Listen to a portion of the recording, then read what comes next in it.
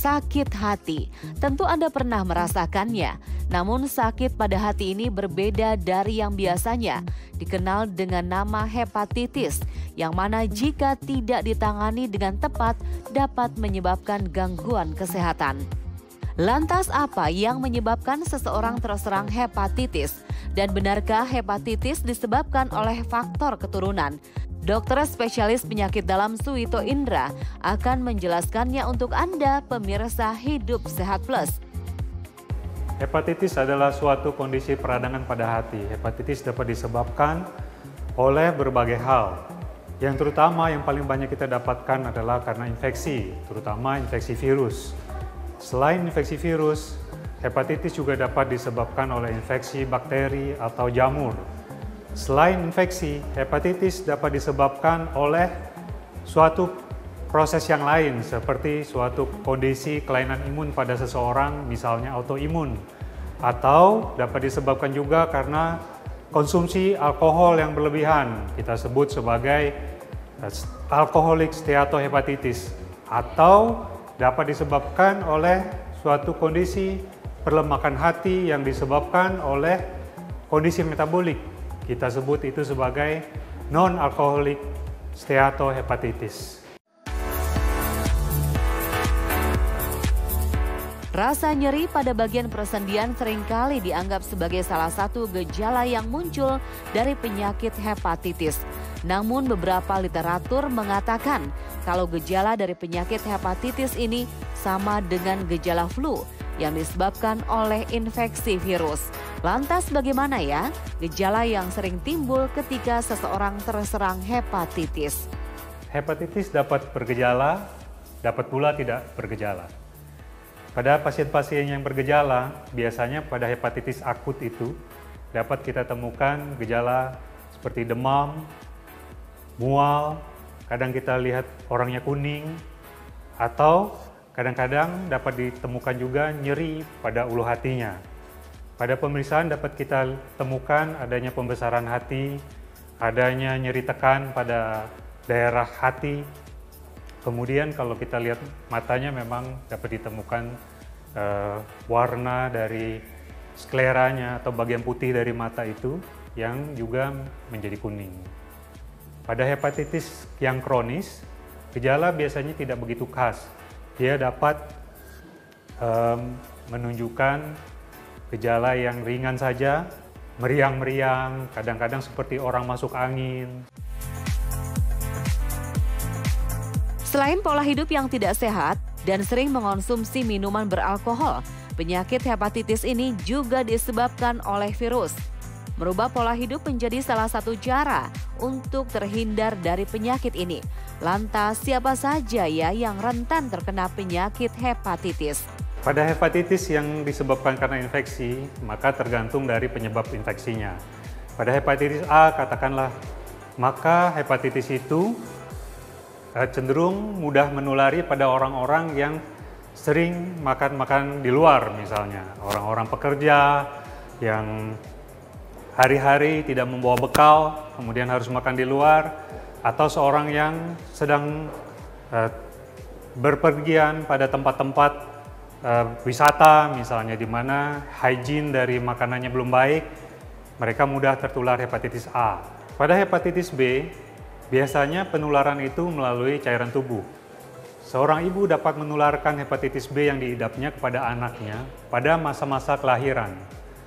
Kemudian selain pada proses kelahiran itu, hepatitis B juga dapat ditularkan melalui jarum suntik. Pada masa-masa yang lalu di mana satu jarum suntik itu digunakan berulang-ulang pada banyak pasien, banyak orang tertular hepatitis B melalui jarum suntik.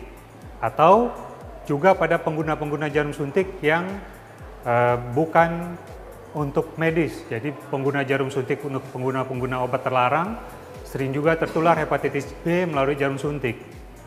Selain itu, selain penggunaan jarum suntik, hepatitis B itu juga dapat menular melalui hubungan seks.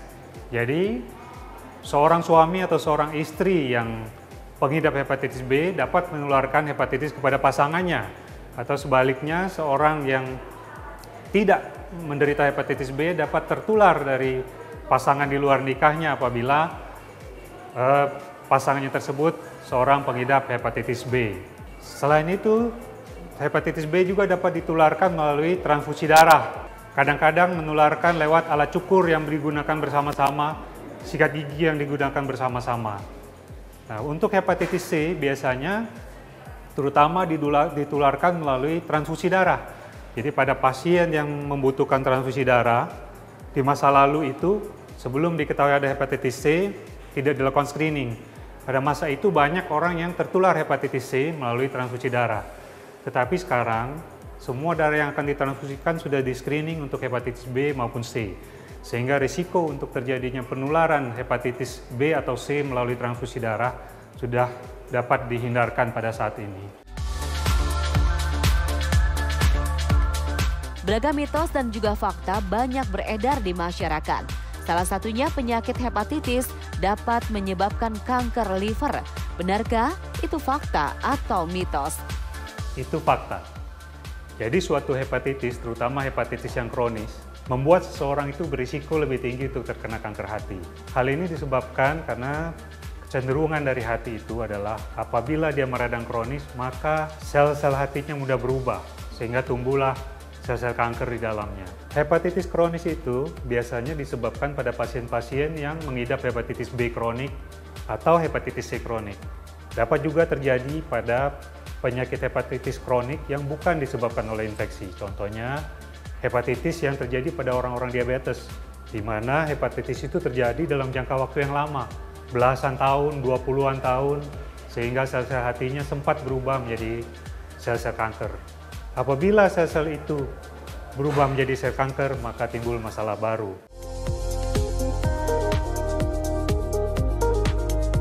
Menjaga berat badan ideal bukan hanya soal penampilan, tapi juga untuk kesehatan. Dikarenakan berat badan yang berlebih justru rentan terserang beragam penyakit. Lantas benarkah jika orang dengan obesitas rentan terserang hepatitis? Itu fakta atau mitos? Ya, itu fakta. Tetapi fakta itu hanya berlaku pada pengidap hepatitis yang disebabkan oleh kelainan metabolik. Karena pada orang dengan berat badan yang berlebih itu mudah terjadi fatty liver. Dan fatty liver ini apabila terjadi dalam jangka waktu yang lama, dia dapat menimbulkan suatu kondisi hepatitis yang disebabkan perlemakan hati. Ini biasanya dikenal dengan nama steatohepatitis non-alkoholik. Nah, tetapi ini hanya berlaku pada yang metabolik. Pada kasus-kasus hepatitis karena infeksi biasanya tidak berhubungan dengan berat badan seseorang. Dapat mengenai orang yang kurus maupun orang yang berat badannya berlebih. Fakta mitos selanjutnya, hepatitis tidak dapat disembuhkan. Benarkah itu fakta atau mitos? Untuk masa sekarang, itu mitos. Kenapa begitu? Karena pada masa sekarang ini, banyak sekali obat-obat untuk mengatasi hepatitis. Contoh katakan, untuk hepatitis B, kita sudah punya obat untuk hepatitis B. Untuk hepatitis C, kita sudah punya obat hepatitis C. Untuk hepatitis yang tidak disebabkan karena infeksi, contoh karena kelainan metabolik, kita mempunyai cara untuk mengendalikan kadar metabolik seseorang tersebut. Pada orang diabetes, kita mempunyai obat-obatan untuk mengobati diabetesnya, untuk mencegah, mengurangi peradangan pada hatinya. Jadi untuk masa sekarang ini, hepatitis sudah dapat diobatin. Bagaimana sudah jelaskan tentang apa itu penyakit hepatitis dan apa penyebabnya? Agar terhindar dari penyakit ini, yuk kita simak tips berikut ini. Karena hepatitis dapat disebabkan oleh suatu kondisi metabolik, maka pada pasien-pasien yang mempunyai kelainan metabolik, dia harus mengendalikan kondisi metaboliknya. Pada pasien-pasien diabetes, pasien-pasien yang mengalami kolesterol yang tinggi, perlu datang ke dokter untuk meminta obat. Kemudian dia juga harus latihan, olahraga yang teratur, kemudian menghindari asupan karbohidrat yang berlebihan, terutama karbohidrat yang sederhana seperti gula. Pada kasus yang disebabkan oleh infeksi, seseorang perlu untuk menjaga kebersihan makan. mencari tempat makan yang bersih atau membawa bekal sendiri, mencuci tangan sebelum makan, kemudian juga membiasakan diri untuk mempunyai pola hidup yang sehat dan perilaku yang baik. Apabila sudah terlanjur terkena hepatitis, hal yang sama harus dilakukan, yaitu pergi ke dokter untuk meminta obat-obat untuk mengendalikan kondisi metaboliknya, mengurangi peradangan hatinya. Sedangkan apabila dia diketahui terjangkit hepatitis B atau hepatitis C yang kronik, jangan takut, sekarang sudah ada obat-obatan yang dapat kita gunakan untuk mengendalikan baik hepatitis B maupun hepatitis C tersebut. Jadi jangan lupa untuk tetap mempunyai pola hidup sehat dan jangan ragu untuk datang ke fasilitas kesehatan terdekat untuk berkonsultasi dengan dokter Anda. Saya Dr. Suito Indra, spesialis penyakit dalam, konsultan gastroenterohepatologi untuk Hidup Sehat Plus.